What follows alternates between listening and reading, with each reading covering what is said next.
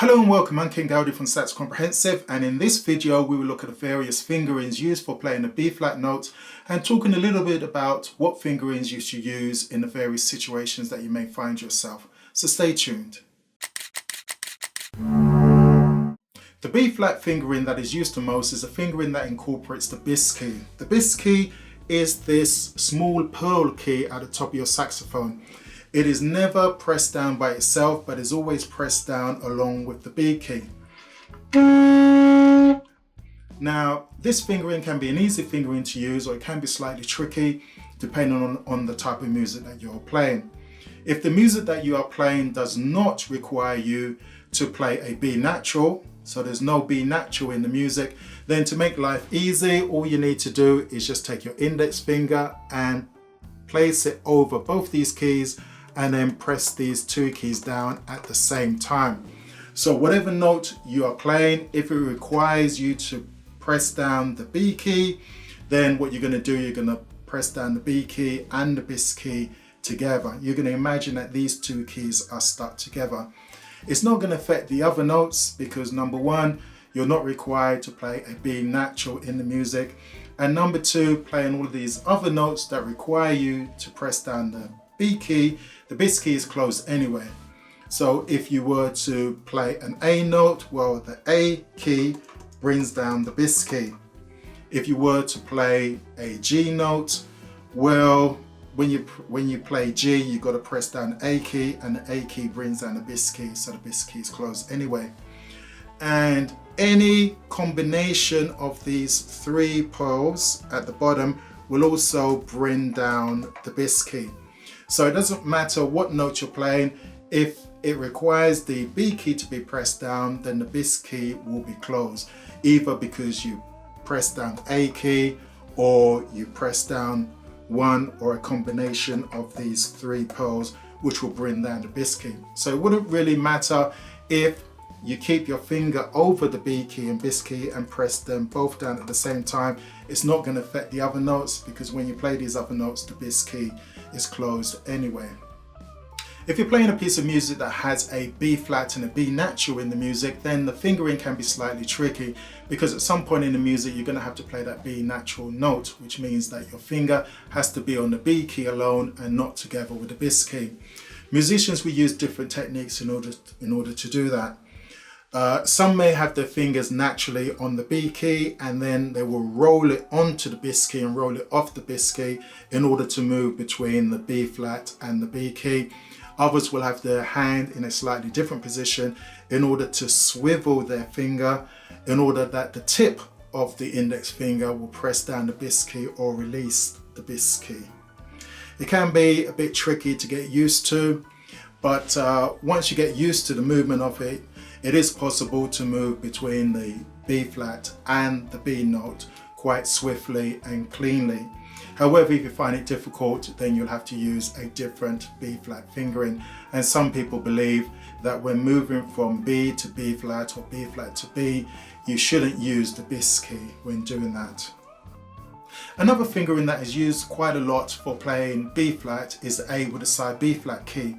Now here you finger the A note, which is the 1 and 2 in your left hand, but you also press down the lowest of the side keys, which is the B flat side key. So you finger the A note as usual, 1 and 2 in your left hand, but you also press down this side B flat key, and that will give you a B flat note. Now this is especially good for moving between A and B flat, or for trilling between A and B flat, because it's just a matter of pressing down and releasing this side B flat key.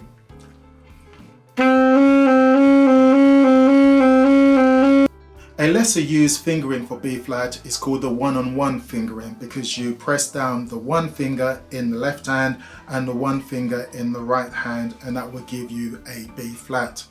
In fact, you can press down the one finger in the left hand and then press down any combination of these three pearls in the bottom of the saxophone, and that will still give you a B flat, though the tonal quality between them will be slightly different.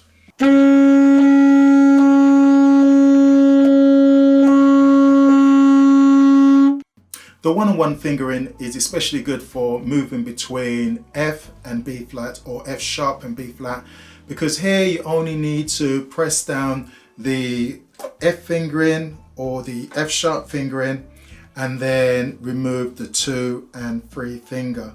So if this is the F fingering, then just lifting up or pressing down the 2 and 3 finger will get me moving between F and B flat quite quickly. Or the same, if I press down the F sharp fingering, then lifting up the 2 and 3 finger will make me move between F sharp and B flat quite quickly. So that might be a good way to move between those notes. Apart from that, the one-on-one fingering is generally not used that often.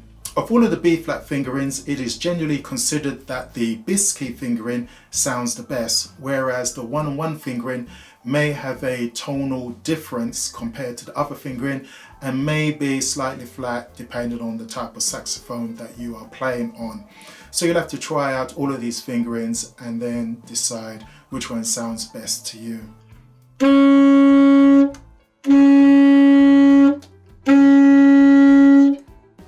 There are some other ways of playing B flat, and that is by fingering the low B flat and then playing some overtones, because then you can play the B flat above that and the B flat above that. So you can actually play the 2 octaves by just using overtones. But again, that will give you a different tonal quality, which some musicians use to give a different effect. When considering which B flat fingering to use, a good guide could be how much movement is involved when moving between the notes.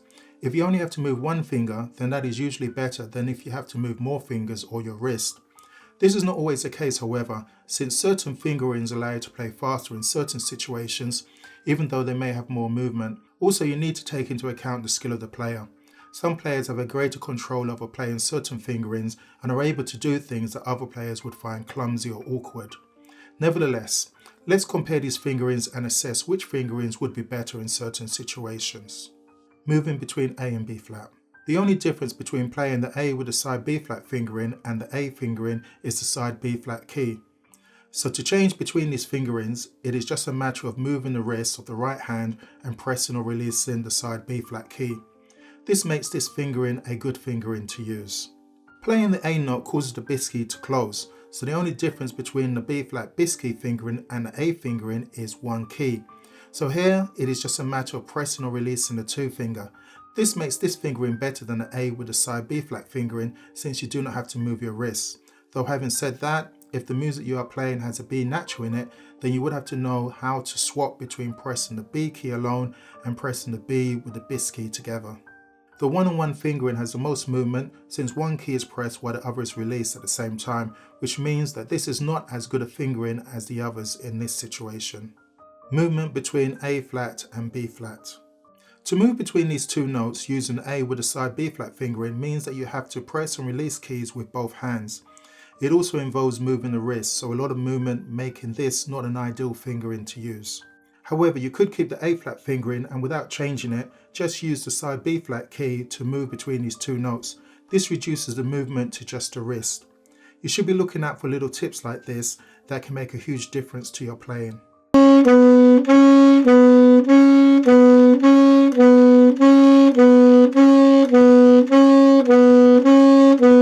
The difference between the B flat bis fingering and the A flat fingering is 3 keys, but they are all released or pressed down with the one hand, making this a better fingering to use. This fingering is especially good if the music has a key signature with flats and does not have a B natural to deal with. Using the one-on-one fingering means that you have to use both hands, pressing or releasing a key with the right hand and pressing or releasing 3 keys with the left. So this fingering has a lot of movement, also making it not an ideal fingering to use. Movement between B and B flat. Using A with the side B flat fingering means that you have to use 2 hands, so a lot of movement. When playing B, the bis key is not closed, so using the bis key fingering to move to B will mean releasing the bis key, which can be difficult for some to do.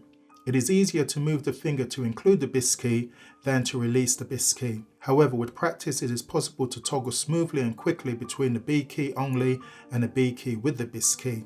If you find this difficult to do with speed, then you'll have to use the A with the side B flat fingering, which some claim to be the better technique when moving between B and B flat. Using the one-on-one fingering means that you only move one finger, so this is a good fingering to use in this situation. It can be especially effective when used to play grace notes from B flat to B, since the fingering for B flat is played quickly, so the tone of the note will not matter so much. Movement between C and B flat. Using the A with the side B flat key means that you have to use both hands to press or release keys, causing a lot of movement. However, instead of moving the side B flat key, you could keep it pressed down and just move the top finger, which will still give you the C note, but with less movement.